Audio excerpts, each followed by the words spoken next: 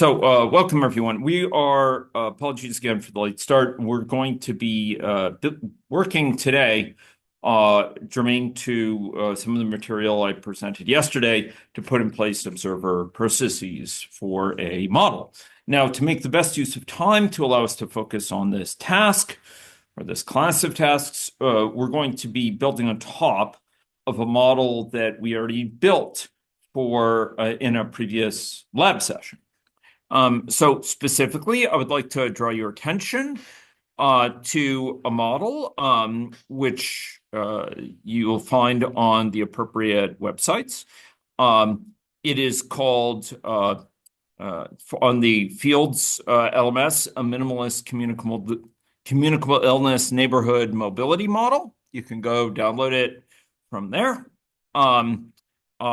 Within the side of the U of S site, it's called Minimalist ABM Neighborhood Network Mobility .alp.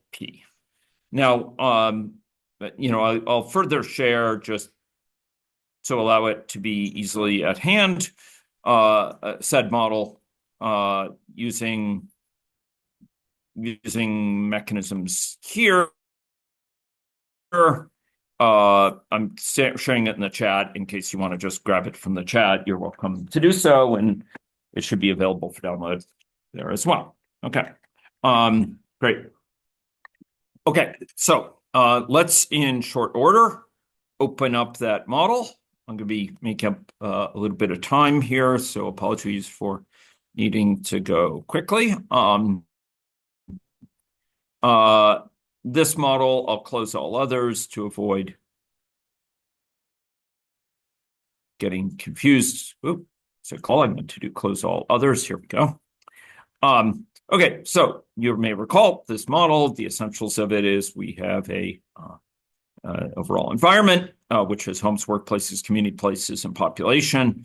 Of these, the only one that's really an active agent, an agent that has agency, that's in some sense autonomous and has both characteristics and behavior, is person. Person circulates between environments, home and work, and they have a natural history of infection, which once infected, enters an infective state, effective immediately, where they can expose others after some chance per unit time, that in this case is fixed. They recover, and after a certain period, they can lose immunity. We also have community places, homes, and workplaces. Community places, we could have added in. Conceivably, if all the stars line up, we could do that today. But the basic gist is that people circulate environments, they expose others at their current location. So when someone commutes to work, they move to the workplace, and the exposures, if they are infected, the exposures occur, they expose others to pathogens at that location. By contrast, if they're susceptible, they will be exposed by others who may be infective at that location. Okay, so with that broad recollection in mind, you may recall that when we ran this model, we started with a single person infective, and unless the infected died out, they eventually infected others at their home, and then successively at their work site, and by so doing, those people at their work site will bring the infection home and expose others. And bit by bit, it ends up crossing over between work sites, homes, and it spreads in heinous succession to occupy a large part of the population. And time goes on, and with a small enough population, it can die out. Otherwise, it can stay present and circulating. In this case, it actually looks like it's still circulating. And we explored before how we could go, and in somewhat brutal fashion, we could drill down to particular community members We could, excuse me, not community, places, community. We're looking for the population. Go down to particular community members and see, okay, there's a person at work who's currently recovered, person 0. Person 1 in the population is also at work, not surprisingly, but is susceptible, and time goes on in this sort of way. And eventually, if there are people prevalent, we could find them in the infective state. But this is brutal. This is brutal. It's totally non-scalable. So let's put into place mechanisms for appropriate reporting. Let's put into place, in short, observer processes. Okay. So we will do this as time allows. We'll get further or more tightly scoped. I will seek to share said model periodically via the websites. Okay, so I'm first going to create a second version of this. It's good to keep versions. If you know Git, you can. You're recommended to use Git for appropriate version control here. It's not without some limitations, but generally it's better than simply saving copies of things. But curating copies of things, models with clearly defined version names, and a separate lab notebook that keeps track of what the distinguishing features of each successive version compared to previous versions, and by extension, which runs were conducted with which scenarios of which versions of models is incomparably better than not keeping track of that information at all. Okay, so this is version 2. Okay, we are going to be adding some components to version 2. The first thing we're going to do is the most basic. We are going to go into main. We are going to go down main, and we're going to go to the population. And within the population, we will notice a section called statistics. We're going to press a plus button, and you may need to open this thing that I believe may be called an expando window. You open statistics, and we are going to, so I pressed a plus there, and we are going to create a prevalent case count. So this is going to be a count of people who are currently infective. This is going to be, and so each statistic, we have to delineate what's the aggregation operator for that statistic. Is it a min over some population? Is it a max over this population? Is it a sum of some quantity over a population? Is it a count over the population? And for each of these, there'll be some criteria. A count will just have a condition. We're counting the number that meet some criteria.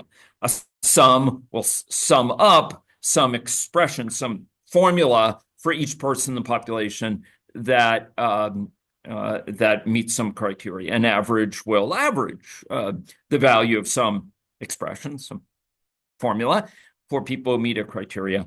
The min will take the min of that number, max, with each being delineated by people who match, or limited to those who match the criteria. Okay, so we're going to put in a condition.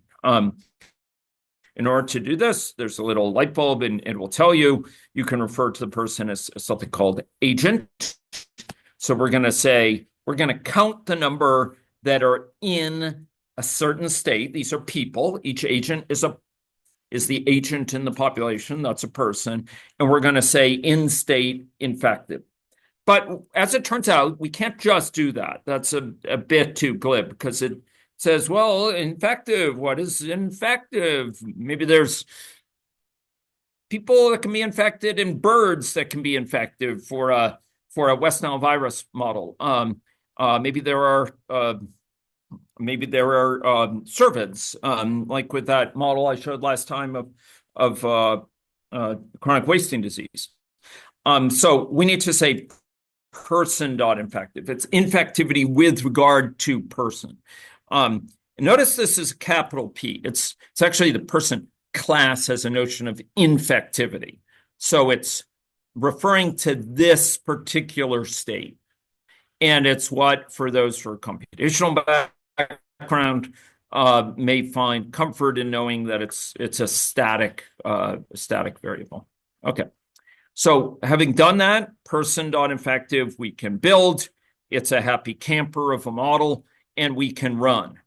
Now, if we run it, even with just that statistic involved, we secure some advantages. We can go and click on population here, and you'll notice it says the prevalent case count is 6, 5. And right now it's 6, 7, 80, 100, 200, and so on. Okay. So already it reports on these statistics when you click on this interactively. That has a certain virtue to recommend it. We can get information about how many people are infected at any one time. We don't have to guesstimate based on what we see, but we can do a lot better than that. So we will put into place a more usable mechanism for characterizing that, or for visually conveying that. So specifically, we're going to go to the palette. Having opened the palette, we're going to go down to the analysis tab. Having gone to the analysis tab, we're going to drag in a time plot. Okay. Here's the time plot. Dragged in from the palette into main. Okay, this is going to be it's going to be prevalence time, or maybe I'll call it infection status time plot. We could plot, for example, additional things we might plot would be number of susceptibles or the number of recovereds. Okay, so this is going to be a value. We're going to call it prevalent case count. This is a text string. It's just a title. And how are we going to compute said quantity? Well, we just encoded a statistic. That's an operational measure. It's operational. We can call it. We can request that information programmatically. How are we going to do that? Well, we added that to population. It was to population. You may recall that we added this statistic. So in said graph, we will have this value report to population dot prevalent case count. Yes. Now you'll notice it has this open paren, end paren, as everyone here has likely surmised, or many. This is actually calling off to this mechanism. This is, in fact, a function that computes this. It creates a function that we can call, and at any one time we could call off and get that number, and then we can periodically update that graph. And it says every hour. I don't think we need to be quite so granular. We'll say every 1 day. And I can't remember if we put a upper limit on the time. Looks like we go until the cows come home. So I'm going to display up to, let's say, because each is going to be sampled once a day, I'll do 365 days. Okay, 1 year, 1 year of display. So we're going to have this graph, which is going to be updated periodically, and which right now is a single line, which characterizes the prevalent case count. A single trajectory will be shown. We could add more there. Okay, so let's run simulation, and we will graph out this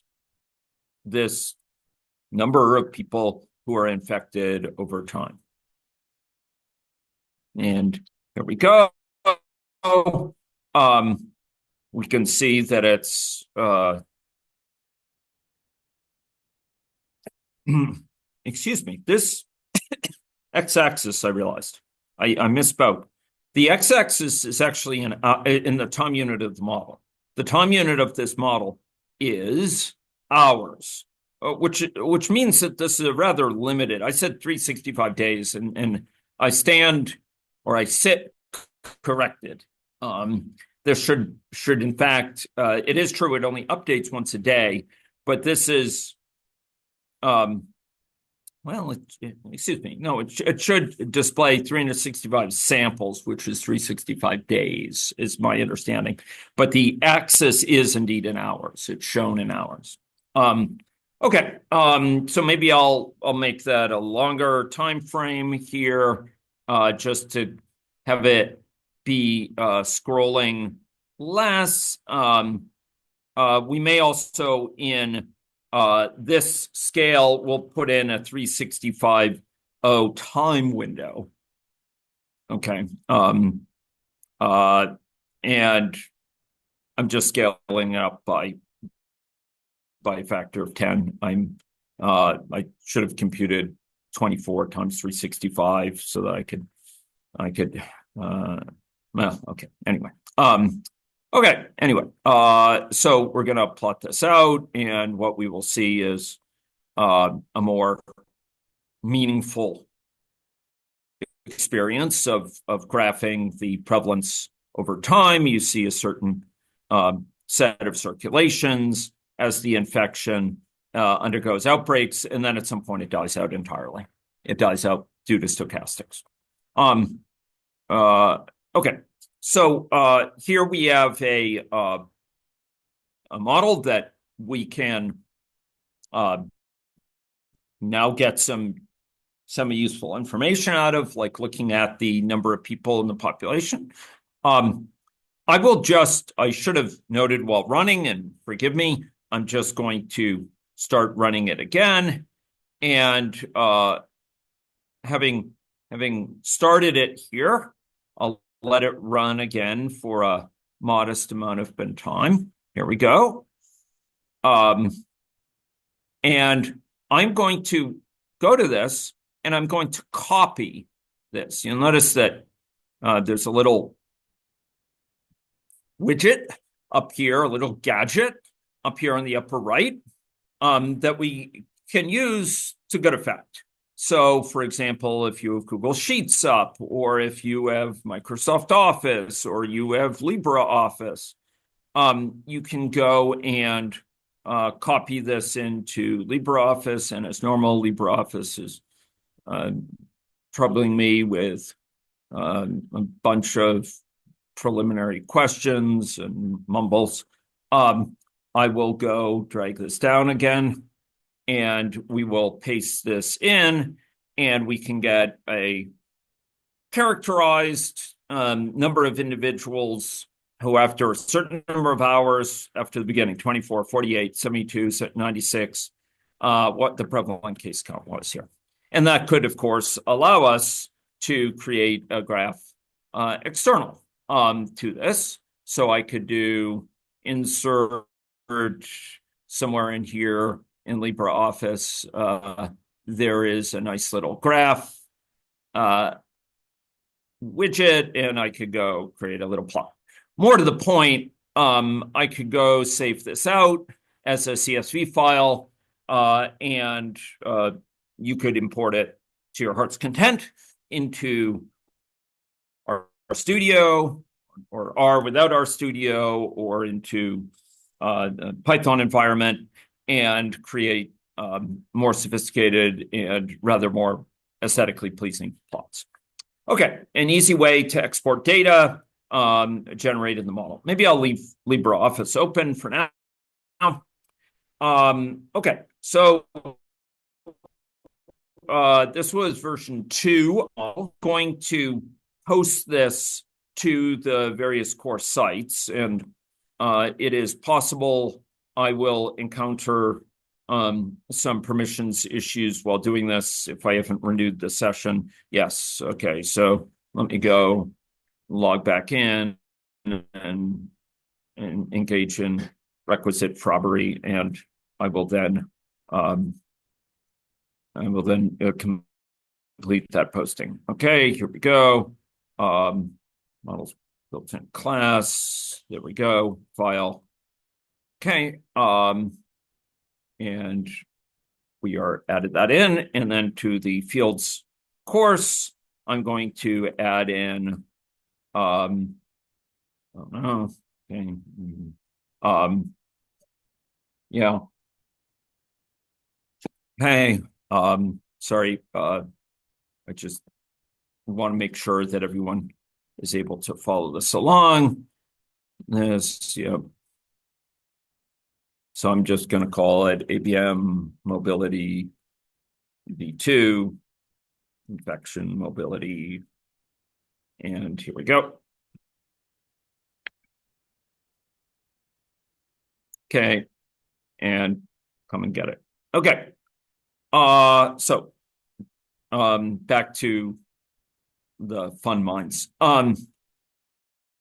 Okay, so we're going to kill this. Okay, let's start to work on something that further extends our abilities. We've already had some basic way of cross-sectional reporting, right? We could put in more statistics in evident ways that would report on count of people at home at any one time, count of people in a susceptible state at any one time. But we'll probably want to do something a little bit more interesting than this. One idea will be to report on the number of new cases of infection that have occurred over some period of time, say over the last day or over the last week. So I'm going to put in place a mechanism for that. These are what I referred to yesterday from this chair as flow statistics. So let's bend ourselves to that task. We're going to save this to version 3.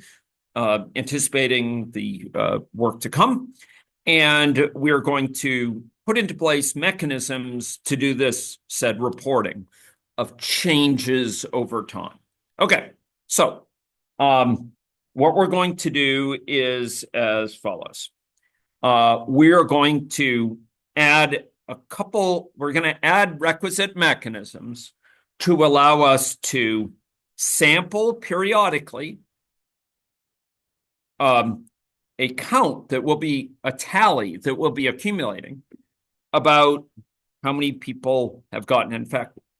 We will have this running tally that will go for a day at a time. At the end of that day, we'll sample it. We will save that information away in a way that will allow it to be plotted, and we will zero that tally out. And the next day, we'll start to accumulate again.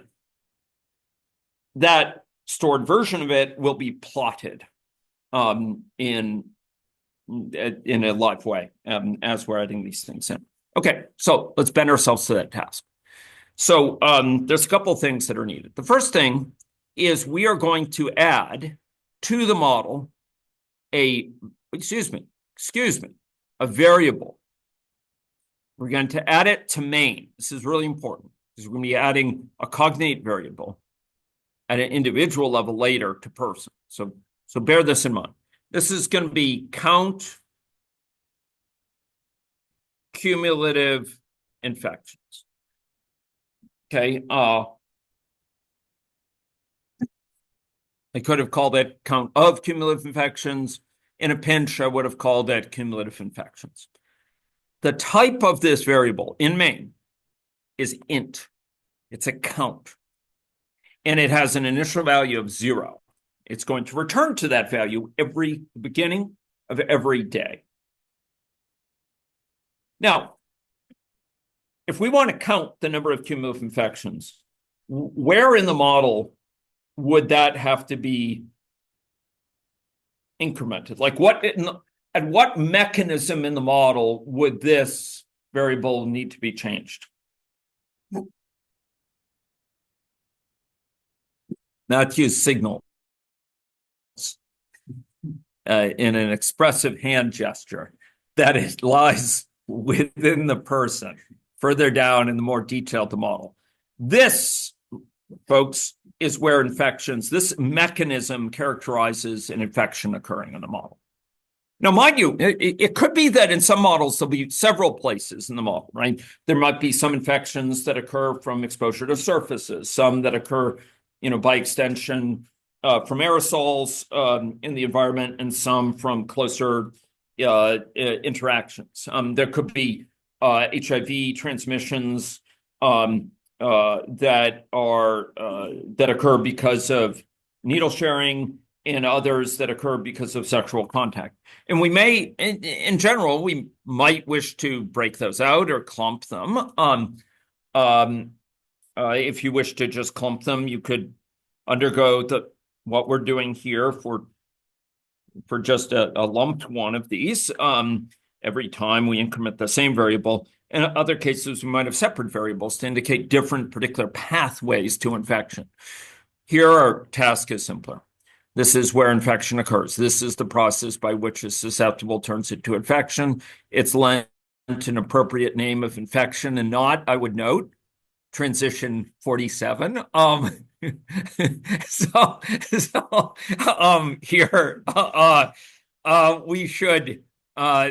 we need to here record that it was that an infection has occurred. So in order to do that, we go to the action for this mechanism. We say main dot count cumulative infections, and we're going to increase this by 1. Now, putting an appropriate space between there,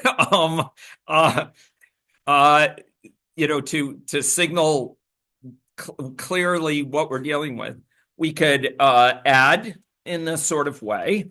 We could say this equals this plus 1. That is wordy, and it's wordy in a way that forces us to glance at this and see if it's the same as this.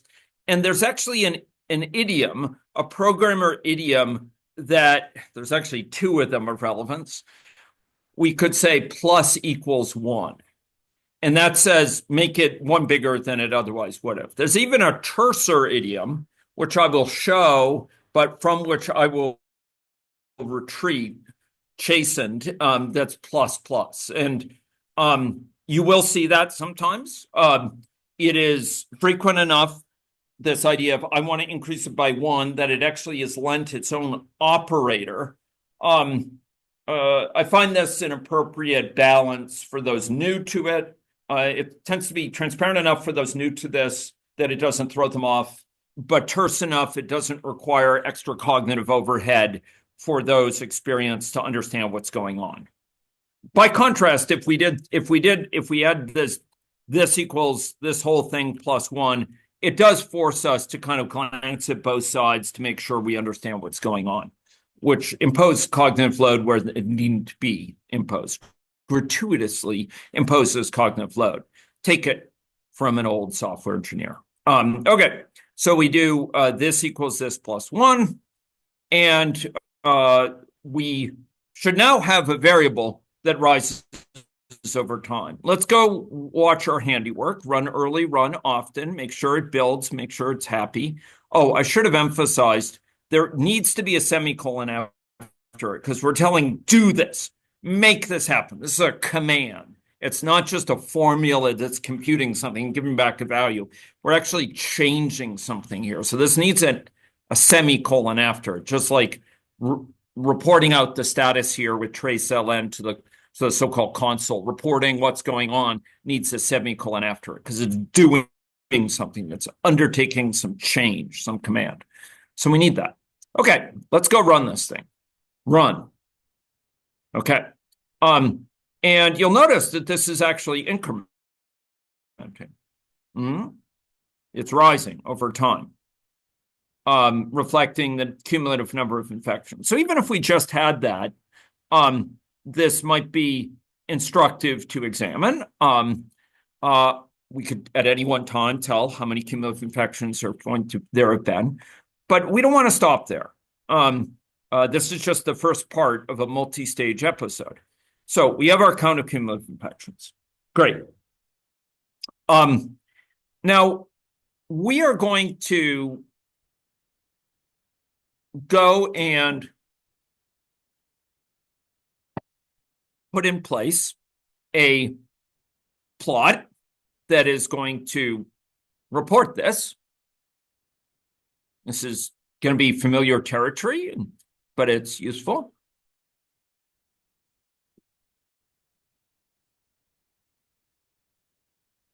There we go. And this is going to be cumulative infections plot. Great. Okay. This is going to be cumulative infections. Notice we're breaking it out into a different plot because the scale will be quite different than the current numbers that are infected. And this is going to be Maine, excuse me, just going to be, since it's in Maine, we're in Maine, this thing lives in Maine, we're just going to say count cumulative infections. This is the value. Note I don't need a semicolon, it's just giving a value. So that's all we need to do. And we'll again have it report once a day. And we will engage in requisite fraubery of these things so that it's not brutally myopic time for. So we could see a bit of a longer one. I apologize for this. Really, I should have made this 365 times 24 just to give it 365 days worth of hours. But I can't put an expression there. I actually have to go compute it, and I didn't have my heart.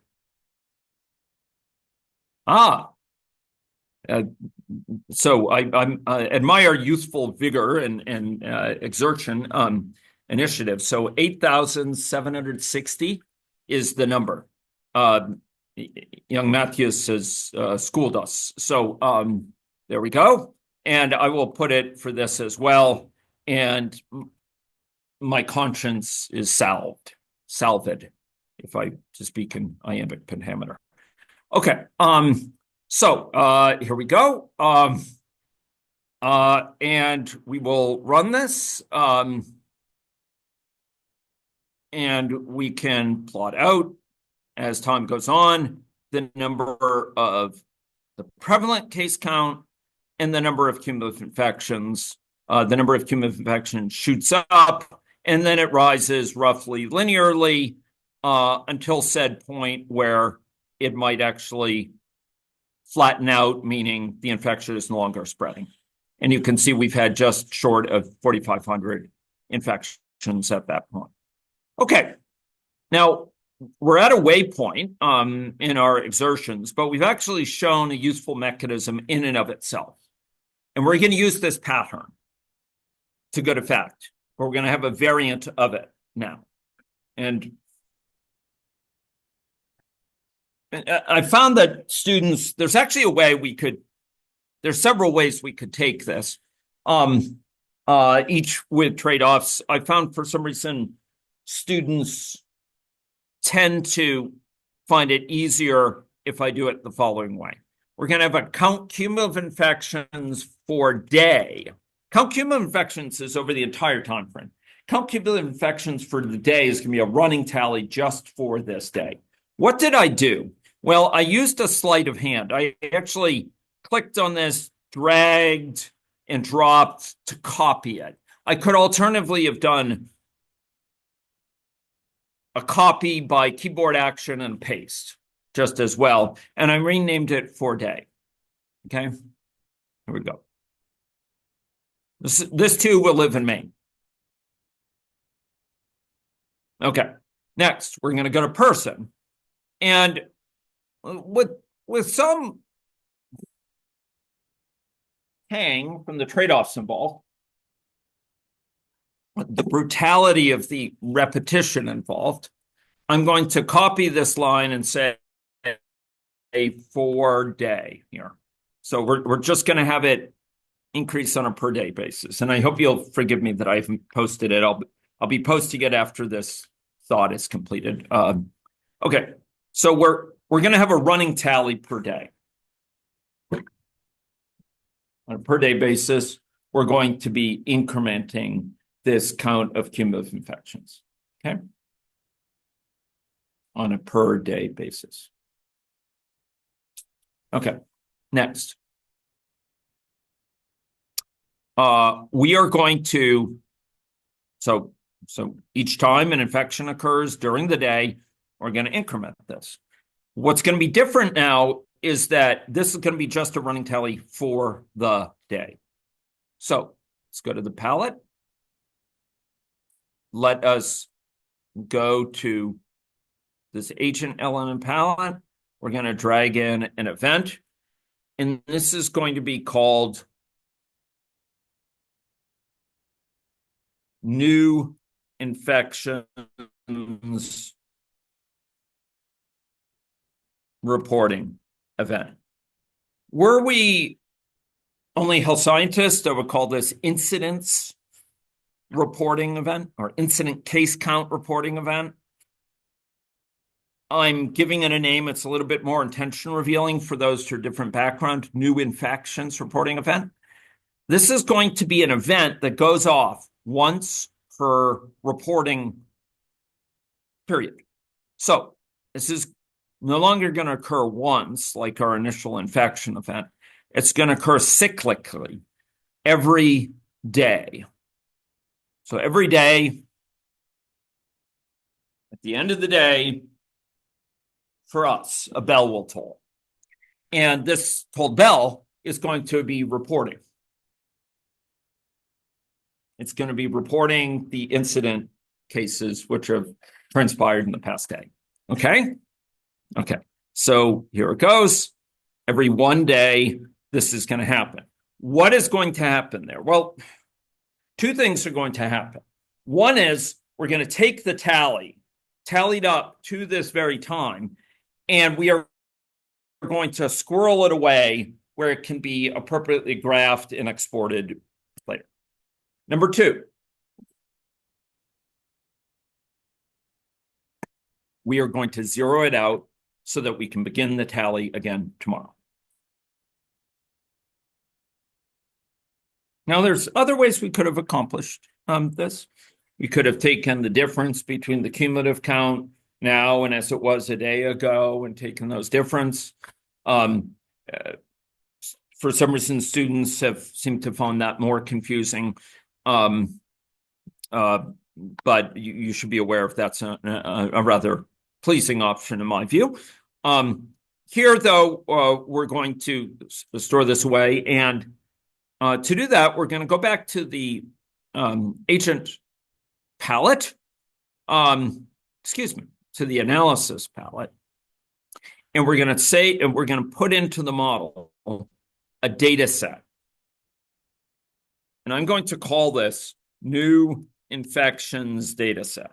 I'm just yearning to use the word incident case count data set, but I'm aware of, I speak to my audience.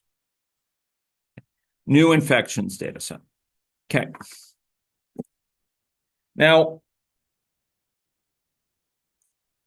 we're going to keep up to, we can say how long it is. I'm going to say maximum 10,000. I could have made it longer than that. You certainly don't want it to be at the point where you start shedding samples. We will not update data automatically. We're going to add it into this explicitly. Okay. Okay. So, having created that data set, we should not log to the database. It's not on it anyway. Yeah. Okay, here we go. Now, the action here. When this event goes off, we will have new infections data set dot add count cumulative infections for day. So we're going to add this to the data set.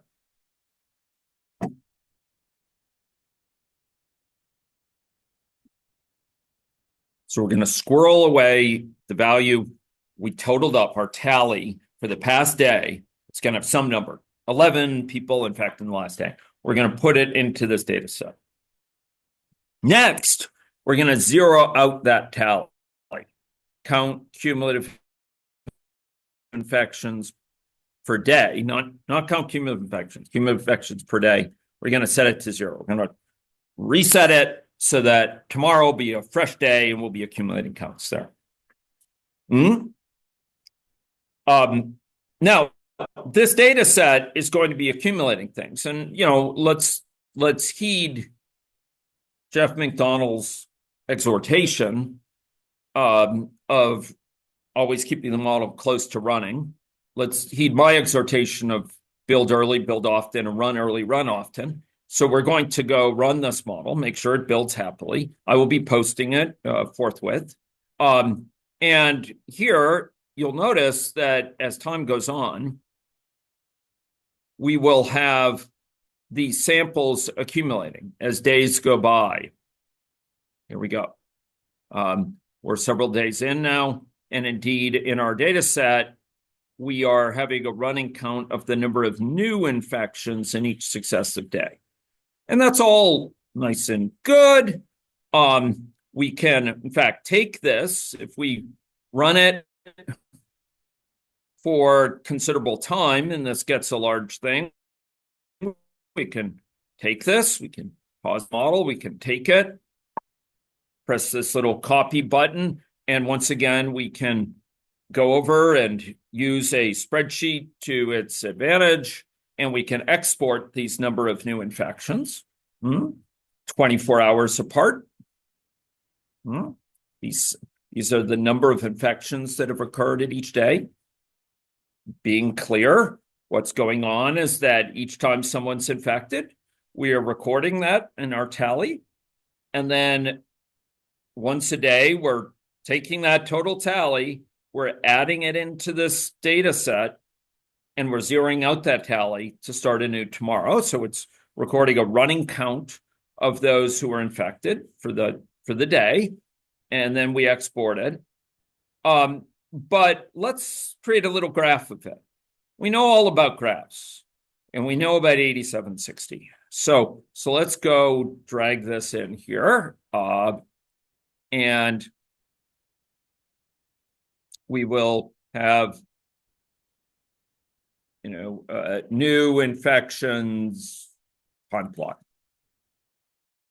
Notice I like to give a name for a thing that communicates what it is. So when you see a list of names, you can immediately say, oh, that's this one, that's this one, that's this sort of thing, that sort of thing.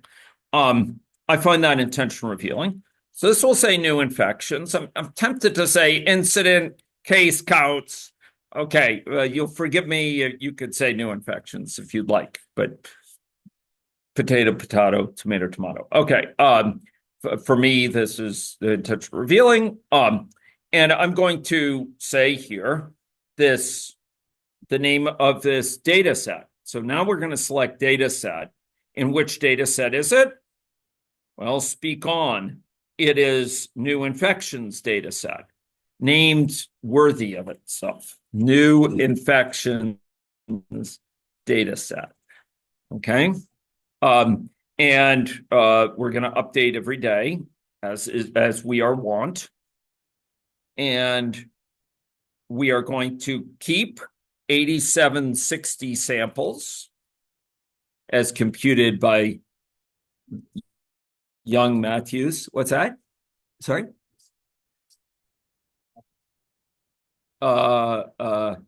Yes, you're right. Yes, this should be 365. Yes, you're right. Because it's 365 samples. The time window is 8760 time units. Yeah. Alternatively, we could have said 365 days. Yeah. Let's see what happens. Heck. I actually have not exercised that functionality in many a year if I've ever exercised it. Okay, here we go. Okay. That's maybe a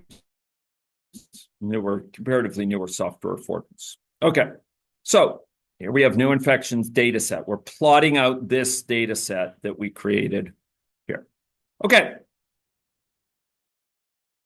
Time runs on. Let's build the model. It reports its happy camper status. Let's run the model. And let's see it run. Let's go up to our plots and let's view them. Okay, here we go. Here's our incident case counts over time. Nicely displayed, characterizing the incident cases. This is the prevalent case counts. The incident case counts tend to be somewhat lower because people are recovering, and it generally takes more than one day to recover. Therefore, the number that are infected currently at any one time tends to be somewhat larger than the number that in the past day have gotten infected. Okay, so I'm going to post this for anyone who would like to grab onto it. I would welcome that. So this is going to be called Mobility Infection V3, and I'll post it. Do we need to post it locally? No. Okay. There we go. So for anyone who would like that, it is now posted. And I apologize for not making the name intentionally revealing, like saying, with incident case counts. Okay. So saved it to version 4. Time ticks on. We are now going to do something rather different for the crescendo, as it were, or for the grand finale. We are going to take our attention and we're going to actually display heterogeneity with analytics worthy of that and mechanisms worthy of it. Let us press ourselves to this task in the limited time that it is afforded us. Let's go to person. We are going to now record number of cumulative infections, but not across the entire population, but at an individual level, taking advantage of the individual lens afforded by agent-based model. Okay, to that end, we open person. We go to the palette, which speaks to us even now. We go to variable and we place it in person. This is going to be count cumulative infections. And I'm tempted to say for person, just to keep it evident for everyone, to keep it in our mind, to avoid confusing. If I say count cumulative infections, you won't get confused. This is at an individual level. This is for that person. That's why it's a characteristic of that person, a property of that person. What sort of variable is it? It's not a double. Nay, it be an int. It starts like its aggregate cousin at an initial value of 0. Now, where, pray tell, is the value of this incremented? What changes the value of it? What mechanism? What pathway changes it? The infection state transition. Yeah, the infection transition once again. Now, this troubles me that we're just adding these things on here, and it relates to my comment yesterday that the code to actually undertake observation processes actually encroughs. It ends up like adding and sometimes obscuring core logic, or at least distracting you from attention to core logic. You could see there's a bunch of code here. And, if I had my druthers and I had 15 more minutes, I would carve out a function for this and encapsulate it. You notice I said this. I didn't just do this. I could have done this, but this is, it would have been just the same semantics, the same meaning. But by saying this, I'm emphasizing, look, I'm changing it for myself, okay? And it just brings our attention home when we look at this, that, wait, this is the one to change my own value. In contrast to the mains above. In contrast to the mains above, it kind of has a nice symmetry to it that brings home what's being incremented globally as an aspect of the whole model situation and what's being recorded for me.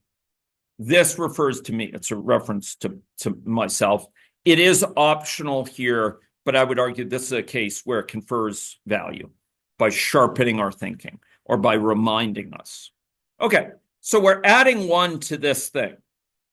Okay, so let us run this model. We run it, and we go down to the individual level. We see person. We could go here. We could see this person is yet untrammeled by illness. Now they've been infected once. Will they be infected again? Twice, three, thrice, 11, etc. times? Okay. Okay. So we're recording this. Now let's display it. Let's display it in a worthy way. Well, okay. What am I going to not show you? Jeff McDonald long told me at my boot camps that the hard thing is deciding on the 90% not to give. So first of all, this is so easy, quick to do. In population, at an aggregate level, in population, in Maine, I'm going to go and I'm going to take, well, that's not what I'm going to take. I'm going to take name average infection count. Now, mind you, we can compute it by the cumulative divided by population size, since population size is fixed.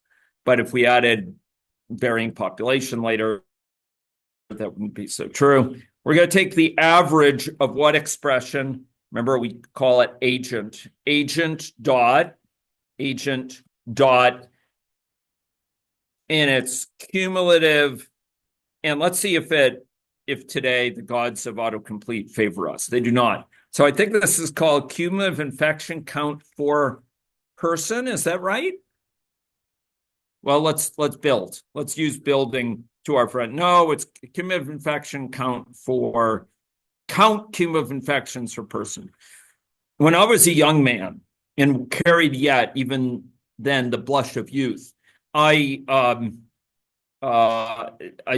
would have about 80 to 90% hit rate on my names. I could predict what exactly I'd name something, and I could reproduce that name from memory. But I'm addled by age, and my skills in that said area have been killed by too much autocomplete support. Count cumulative infections per person, is that it? Okay. Yes. Okay. For person. Yep. Okay. So this would take an average over everyone in the population. That's why condition is, if we want to only take it over males or females, or we only want to take it over those, who are juveniles, those below 18, we could do that with the condition. But I promised a crescendo, and I shall not disappoint.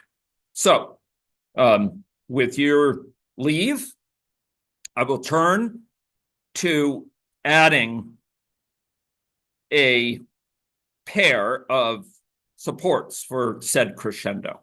So we go to the palette, we avail ourselves of the analysis part of the palette, and into this model, we will stick two things. Number one, a histogram data object. This is going to be called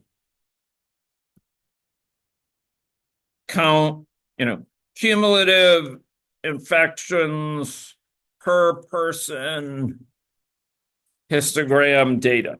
Okay, what it lacks in brevity, it makes up for in intention revealing clarity.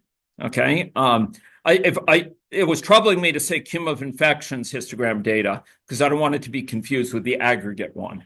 I want it to be per person.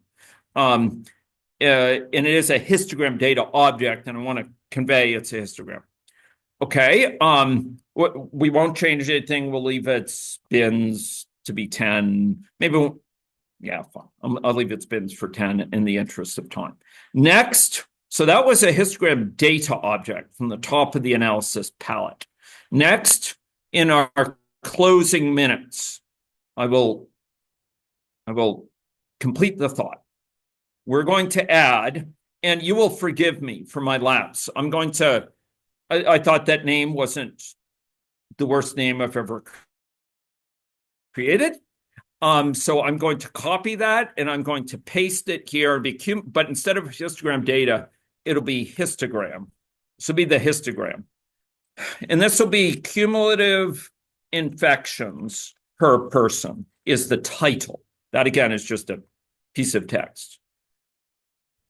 The histogram is the name of this histogram data object, which I copied. And I have secured an economy by having copied that name and used it not only for this, cutting off the histogram data component, just cutting off the data at the end, but I've also just put it here to refer to that. Make sure it builds. If you misspelt this, if I said .dat, it would complain and it would alert me to the fact that it doesn't know, it can't find that histogram data. You notice it says histogram confusing. It should be this histogram data object to which you refer to good effect. Okay? Okay, we're closing in on our court. We stand, dear listeners, on the cusp of greatness. Let us complete that thought. Let us secure the greatness of this session. Okay, so with that in mind, we will go down and we're going to do new infections reporting event. And you'll forgive me. No. Shall we do it? No. This is new infections. Let's put in a similar logic with the principle of separation of concerns. Let's put in an event. Let's call it cumulative infections per person reporting event. What it lacks of brevity, it makes up for it. Intention, revealing clarity. Okay. This too, well, at least we can rehearse time, exercise skills worth building. Okay, this is a timeout. It occurs cyclically, and we're going to say this occurs every week. We don't need it every day, every week. Every week, this will fire off. What shall it do? Well, this is getting to the crux of the matter. And now you will see the glory and the horror. Okay, so I'm going to put in place, I'm going to iterate across the population for, okay, now I've got to remember my Java syntax. No, for person P in population,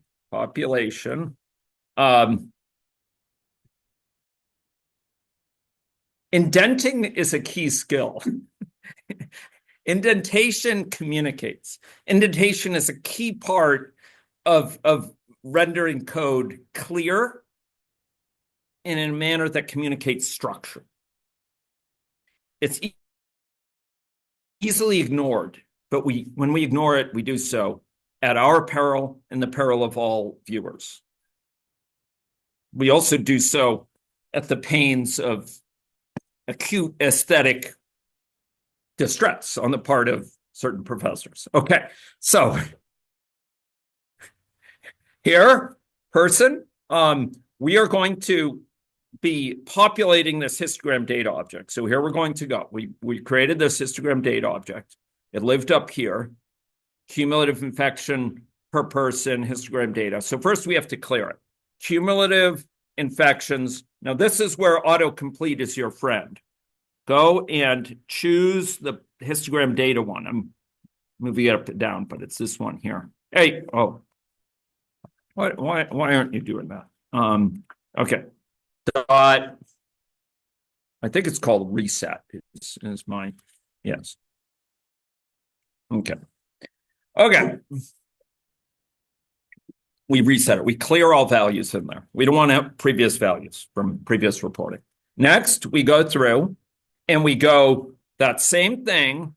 We add into it, dot add the person's count cumulative times infections per person. That's for that person, the count of times they've been cumulatively infected. That was this variable that we added here that we increment. Remember, at an individual level, this one right here. So we are within this reporting event.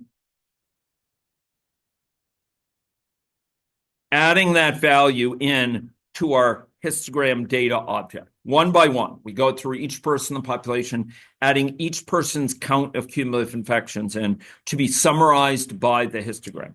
It needs a semicolon because we're doing something. We're commanding and we're saying, add this value to this histogram data. Exclamation. Well, it's like an exclamation. It's like an exhortation. And the way we signal that is by semicolons. Okay. You would think they might have denoted as exclamation points, but alas. Okay. So that's what we need to do. And let us turn ourselves, if we may, plot. Let us go and run this model. I'll build it early, build it often. And let's go plot out, oops, help if I ran it. Here we go. Initially, everyone has 0 infections per person. Then we start to get more infections, a greater variety. Some people have had up to 12 cumulative or up to 11. Some people have had the mode is somewhere between 4 and 6.